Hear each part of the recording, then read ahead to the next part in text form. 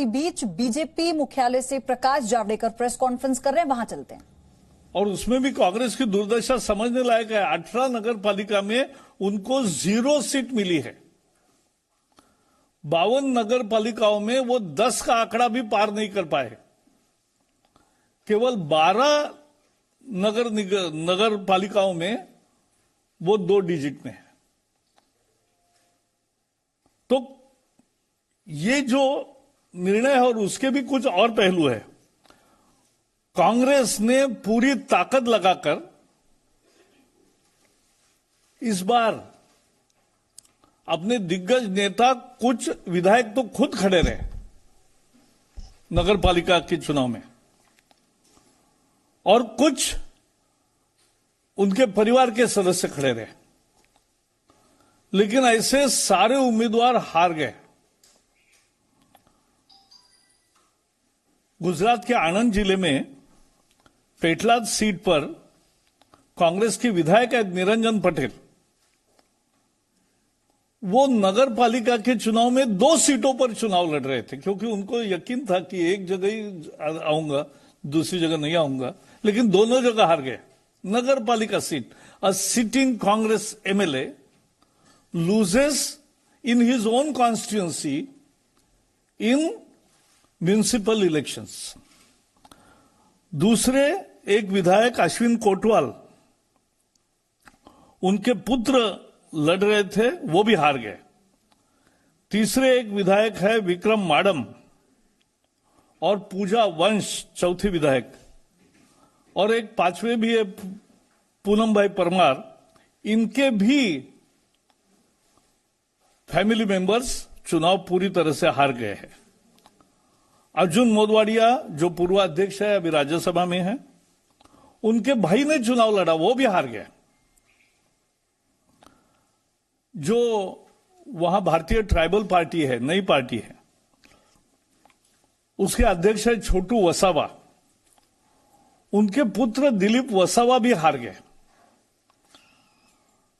और पूरे tribal belt में ये चुनाव हुआ, और ट्राइबल बेल्ट में सभी जिला परिषद, पंचायत समिति और नगर पालिका क्षेत्रों में भारतीय जनता पार्टी को शानदार सफलता मिली।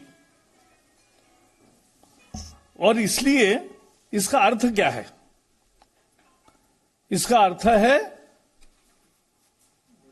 कि लोगों का नरेंद्र मोदी जी पर प्यार और विश्वास कायम है। इन चुनाव नतीजों का अर्थ है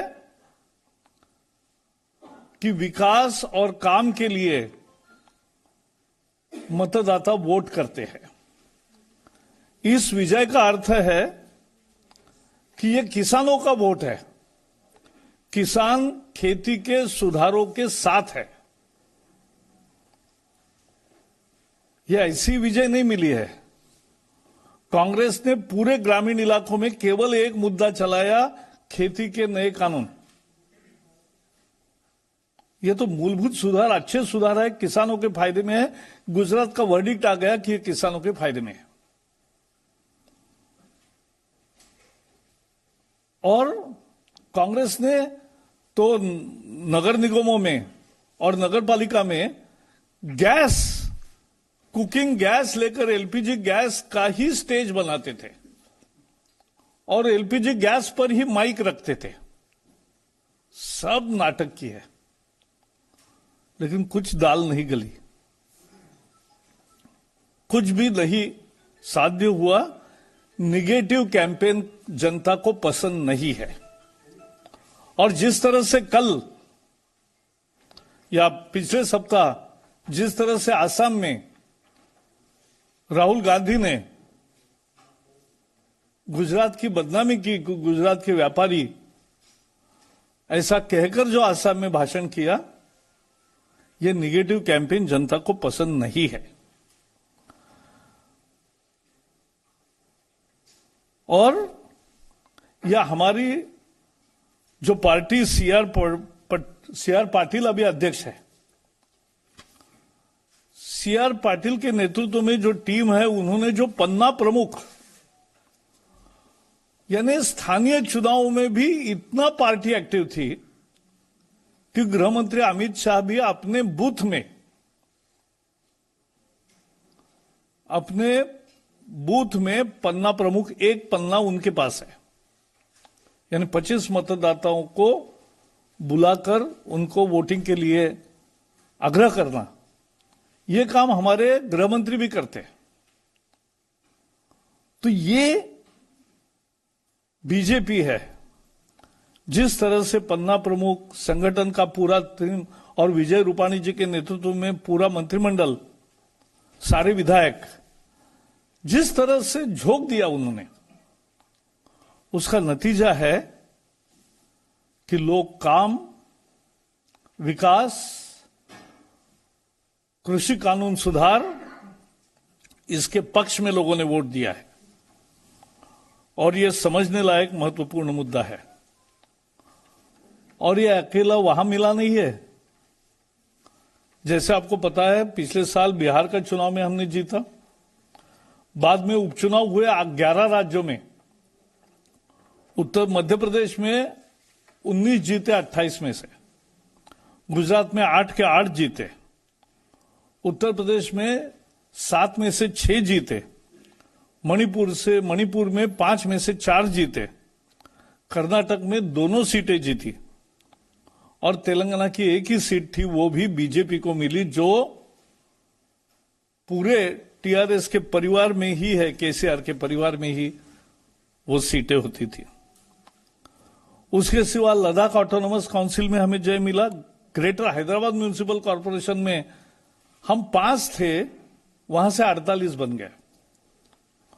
राजस्थान पंचायत समिति, जिला परिषद, ब्लॉक पंचायत, सभी जगह जबरदस्त विजय मिला।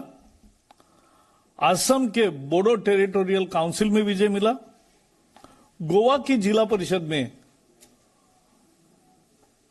48 में 33 सीटों पर विजय मिला। केरल के स्थानीय चुनाव में बीजेपी का वोट शेयर 15 हो गया और अच्छा प्रदर्शन किया। जम्मू कश्मीर में सबसे बड़ी पार्टी 75 सीटें जीतकर बीजेपी हुई। अरुणाचल में एक तरफा विजय मिला है और ये गुजरात में भी एक तरफा है। लोग देश की भलाई चाहते और लोग मोदी जी का विकास का मॉडल और खासकर दूसरे कार्यकाल में जिस तरह से वो समाज में सुधार, देश के कानून व्यवस्था में और बाकी में प्रमुख सुधार ला रहे हैं अर्थव्यवस्था में, इसका परिणाम देश के लिए अच्छा होगा, ये जनता को विश्वास है। और इसीलिए ये चुनाव का स्थानीय चुनाव था, लेकिन इंपॉर्टेंट था और इसलिए इससे एक मैसेज मिलता है देश भर के लिए, किसानों के लिए भी, बाकी लोगों के लिए भी। और इसलिए यह आज मैंने विषय रखा। इतना ही मुझे कहना है। इस चुनाव के संबंध में कुछ है तो पहले सवाल पूछो, बाकी सवाल आपके मन में होंगे वो बाद में। नहीं, वो इस चुनाव के संबंध में बात है। नहीं, वो दूसरा चुनाव है ना। पहले गुजरात का कुछ है सवाल तो पूछे। मैं बता रहा हूं। हाँ,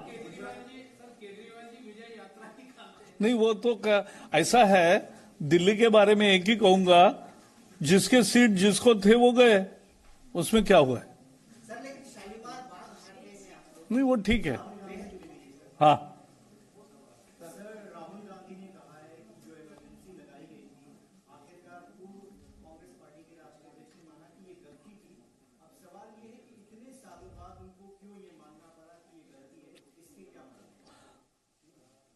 इस पर मैं आज ज्यादा टिप्पणी नहीं करना चाहता। उसका जो अगला वाक्य है वो बहुत महत्वपूर्ण है। वो है कि उसमें हमने इंस्टीट्यूशन को कोई तकलीफ नहीं दी, सारे इंस्टीट्यूशंस बंद किए, सारा संगठन की आजादी खत्म की, सारे पार्टियों पर एक तरह से बैन आ गया, सारे एमपीज और एमएलएज को भी गिरफ्तार किया, लाखों लोगों को बंदी में डाला और उसके साथ साथ न्यूज़पेपर की आजादी खत्म की। इंस्टीट्यूशन को हमने नहीं बिगाड़ा, यह कहना हास्यास्पद है। राहुल गांधी पर ये सर, राहुल गांधी ने आरएसएस की तुलना पाकिस्तान में जो कट्टरपंथी मदरसे हैं जो जिहाद सिखाते उनसे की है और कहा है आरएसएस एक खास तरह की विचारधारा। राहुल गांधी को आरएसएस समझने में बहुत समय लगेगा। पराशर जी आपको सर।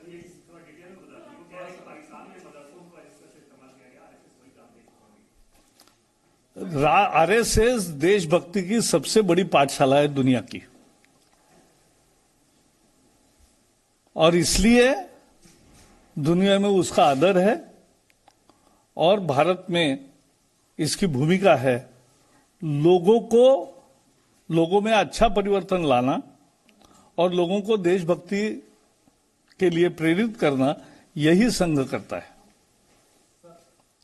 कांग्रेस ने ट्वीट किया है कि नेताजी ने जिस तिरंगे की लड़ाई लड़ी, आजादी के बाद विभाजनकारी मानसिकता ने उस तिरंगे को नकार दिया। सीधे तौर पर आपके ऊपर सवाल। ऐसा है, कांग्रेस अब ट्वीट करने वाली ही पार्टी रह गई है, तो उसका क्या जवाब दे?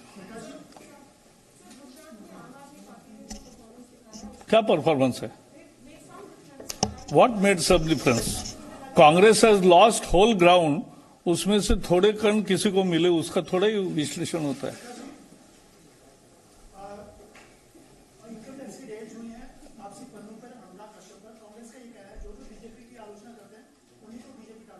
ये तो हद हो गई। जिसका भी बारे में इनकम टैक्स या जांच एजेंसियां को जानकारी मिलती है क्रेडिबल, उसी का जांच एजेंसी जांच करती है और बाद में कोर्ट में ही मसला जाता है। ऐसा थोड़ा ही है। तो बहुत बहुत धन्यवाद मित्रों। अभी हो गया ना आपका सवाल?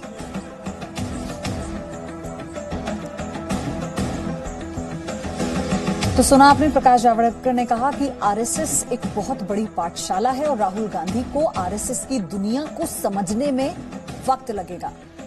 कांग्रेस सिर्फ ट्वीट करने वाली पार्टी है, यह भी एक बड़ा आरोप प्रकाश जावड़ेकर ने लगाया। उन्होंने कहा, हालांकि राहुल गांधी का वो इंटरव्यू आपने सुना होगा जिसमें आरएसएस का जिक्र करते हुए आरएसएस पर कई गंभीर सवाल उठाए थे, उसी का जवाब प्रकाश जावड़ेकर ने कहा और कहा कि आरएसएस को समझने के लिए अभी राहुल गांधी को वक्त लगेगा। एक छोटा सा ब्रेक लेंगे।